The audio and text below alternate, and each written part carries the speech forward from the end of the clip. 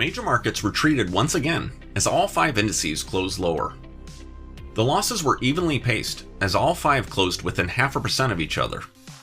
This occurred despite fresh all-time highs in the S&P 500 and the Dow Jones.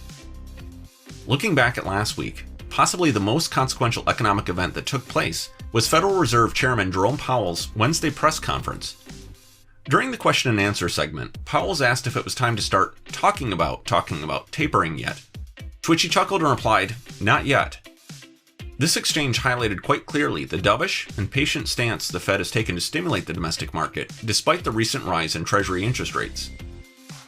Not surprisingly, the Fed has made no changes to the Fed funds rate, which has remained between 0 and 25 basis points for a year now. Furthermore, Powell stated that a majority of the Fed members didn't anticipate an increase in the Fed funds rate for the next 3 years. Meanwhile, Treasury saw the long-term end of the yield curve climb higher yet again, as it represented the 8th consecutive week of increases in the 10-year yield. The 10-year closed Friday at 1.74% after testing the 1.76% rate midweek. The rise in interest rates contributed to the stalled performance at the sector level, which saw mixed returns. The notable standout was the loss in the S&P 500 energy sector, which dropped over 7.5% last week after 7 consecutive weeks of gains. Nevertheless, the energy sector remains the top performer year to date with a gain over 29%.